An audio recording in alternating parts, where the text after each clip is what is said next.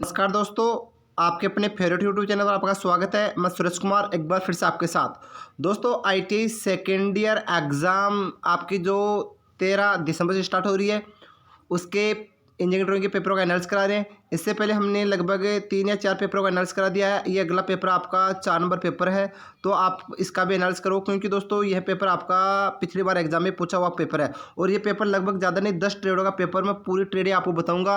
तो आप अगर इन ट्रेडों से रिगार्डिंग हो तो आप इस पेपर का जरूर एनालिसिस करना, जिससे आपको एग्जाम में काफ़ी हेल्प मिलेगी और काफ़ी अच्छे से आपको डायग्राम क्लियर करेंगे। साथ ही दोस्तों, अगर आपको इन पेपरों की पीडीएफ फाइल चाहिए तो अभी डिस्कशन जाइए, वहाँ पर टेलीग्राम ग्रुप ज्वाइन करो। वहाँ पर हम जैसे ही पेपर अपलोड करते हैं हाथों हाथ टेलीग्राम ग्रुप पर पेपर भी अपलोड कर देते हैं, जिससे आपको देखने में ज़्यादा दिक्कत नहीं आई। साथ ही अगर टेलीग्राम ग्रुप वैसे जो नहीं हो रहा है लिंक से, तो आप आईटीआई सीबीटी एग्जाम के नाम से सर्च करके भी ज्वाइन कर सकते हो।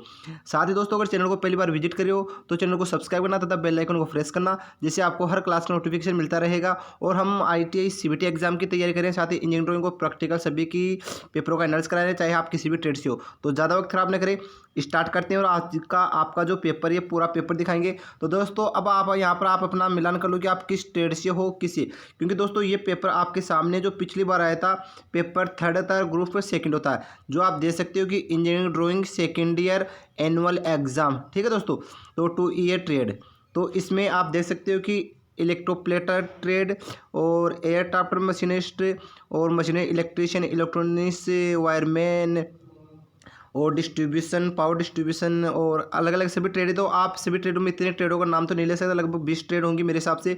तो आप सभी का नाम देख के और अपना, अगर आपका ट्रेड है तो आप इस पेपर का एनालिसिस जरूर करना। और साथ ही मैं फिटर, डीजल, इनका पेपरों का भी एनालिसिस कराऊंगा। तो दोस्तों, यहाँ पर क्वेश्चन दे रहे हैं कि अटेंड ऑल क्वेश्चन, और 50 नंबर का क्वेश्चन है, 3 घंटे का पेपर है। तो आराम से देखते हैं पूरा पेपर लास्ट तक। तो आपका पहला क्वेश्चन है कि drawing the symbol of the flowing. तो इसमें पहला आपका पुश बटन स्विच। तो दोस्तों, पुश बटन स्विच पूछ रहा है। अब ये नहीं पूछ रहा कि पुश बटन स्विच ऑन पूछ रहा है या ऑफ। तो इसमें आपका जो ये पहला प्रतीक चिन्ह मैं बना रहा हूँ, यह है पुश बटन स्विच ऑन। ठीक है दोस्तों, अब आपको पूछे कि पुश बटन स्विच ऑफ, तो पुश बटन स्विच ऑफ का प्रतीक चिन्ह दोस्तों ये आएगा। लेकिन आपको यहाँ पर पुश बटन स्विच पूछ रहा है, तो आप इन दोनों में से कोई सा भी बना सकते हो। अगला आपका रेक्टिफायर। दोस्तों, रेक्टिफायर का सामान्य प्रतीक चिन्ह ये होता है, एक डायोड होता है, तो डायोड को हम क्या बोलते हैं, रेक्टिफायर बोलते हैं। इसके अलावा आपको रेक्टिफायर में पूछ सकता है कि half wave rectifier, full wave rectifier, bridge rectifier या 3 फेज रेक्टिफायर। वो पूरे डायग्राम अभी मैं आपको अच्छे से दिखाऊंगा, कोई दिक्कत नहीं है। अब ये आपका अगला है, ये क्या है डायग्राम, लाउड स्पीकर। तो दोस्तों, लाउड स्पीकर का आपको सामान्य, पहले मैं एक बार प्रतीक चिन्ह बना के बता देता हूँ, फिर जो ऑरेंज है वो भी आपको मैं दिखा दूंगा। तो ये हो गया आपका लाउड स्पीकर।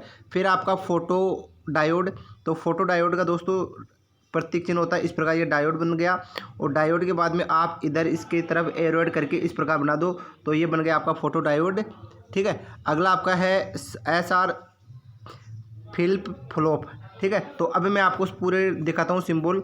तो ये आपका पहला डायग्राम है, ये आपका है डायोड, वो सॉरी रेक्टिफायर का। ठीक है, तो अब रेक्टिफायर में दोस्तों आपको पूछ सकता है, देखो ये आपका जो है SR फ्लिप फ्लॉप है, जो आपका 5वां नंबर का प्रतीक चिन्ह था। तो दोस्तों, आप इस प्रकार ये भी बना सकते हो। ठीक है, ये इसका सर्किट डायग्राम है, ये इधर वाला सिंबल है। तो अब आपको सर्किट डायग्राम बना, सॉरी सिंबल बना दो ये बनाना, और सर्किट डायग्राम बनाना तो ये भी बना सकते हो। ठीक है दोस्तों, तो दोनों चीज़ें क्लियर कर लो। आगे दोस्तों, what are full wave rectifier. तो दोस्तों, जैसे आपको रेक्टिफायर का पूछा, तो काफ़ी बार एग्जाम में ये क्वेश्चन पूछा गया है कि आप फुल वेव रेक्टिफायर का डायग्राम बनाओ। तो आप डायग्राम इस प्रकार बना सकते हो, फुल वेव का ये भी है और ये भी है। साथ इसमें ये भी दिखाया गया है कि इसमें किस प्रकार क्या तरंगे आउटपुट में प्राप्त होती है। ठीक है, तो इसमें आपको इनपुट और आउटपुट दोनों दिखाना है। साथ ही दोस्तों, ये है रेक्टिफायर में ब्रिज रेक्टिफायर। तो ब्रिज रेक्टिफायर में 4 प्रतिरोधों को संयोजित करके इस प्रकार का एक विशेष परिपथ बना जाता है, जो हो गया आपका ब्रिज रेक्टिफायर। ये आपका फिर से फुल वेव रेक्टिफायर का एक डायग्राम और है।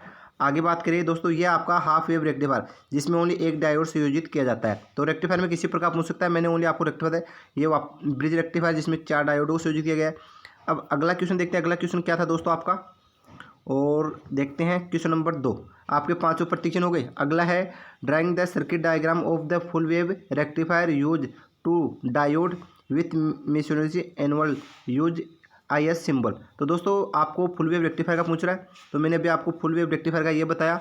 तो इसके साथ ही आपको इसका इनपुट आउटपुट सभी पूरा का डायग्राम बनाए। ये आपका 2 नंबर क्वेश्चन का आंसर है। तो आप इसका अच्छे से एनालिसिस करके जाना, एग्जाम में काफ़ी बार ये क्वेश्चन पूछा जाता है। साथ ही ये आपका ब्रिज रेक्टिफायर पूछ सकता है, फिर से ये फुल वेव रेक्टिफायर का। आगे बात करें तो इसका सिंबल पूछे तो सिंबल भी ये है सामान्य सिंबल, तो ये सिंबल भी आप बना सकते हो।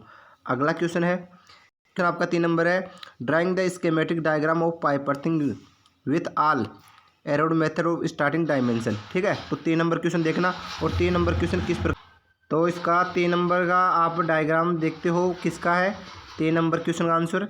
तो इसमें आपको पाइप अर्थिंग पूछना है दोस्तों। तो ये दोस्तों आपका सामान्य पाइप अर्थिंग का डायग्राम है। ठीक है, तो इसमें आप पाइप अर्थिंग में देख सकते हो सबसे ऊपर इसमें जो कास्ट आयरन का कवर है वो आ गया, फिर इसका ये जो सीमेंट कंक्रीट का बॉक्स है ये आ गया, ये इसकी जो हाइट है mm ऊंचाई ये है, तो सभी इस प्रकार ये आ गई।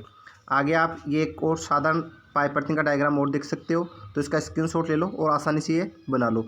इसके बाद मैं आपको दिखाता हूँ अगला क्वेश्चन। अगला क्वेश्चन क्या आया था एग्जाम में, और अगला क्वेश्चन आपका 4 number question, drawing any two free hand drawing for the flowing and return the name of part. यानी इसमें आपको एक तो ब्रीदर ऑफ ट्रांसफार्मर का पूछा गया है, एक पूछा गया है DC 2 point starter DC series motor, एक आपका कॉलिंग बेल। तो ये तीनों डायग्राम है। तो मैं आपको सबसे पहले दिखा रहा हूँ ब्रीदर। तो ये आपका ब्रीदर ट्रांसफार्मर में जो हम ब्रीदर यूज करते हैं, तो आप ब्रीदर का डायग्राम इस प्रकार आसानी से बना सकते हो। तो 1-2 बार अभ्यास करना, फिर एंड स्केच बनाना है। तो ये इसके जो पार्ट है, जो पार्टों के नाम है। आगे बात करें दोस्तों, ये आपका जो SR फ्लिप फ्लॉप बताइए, मैंने भी आपको पहले बता दिया।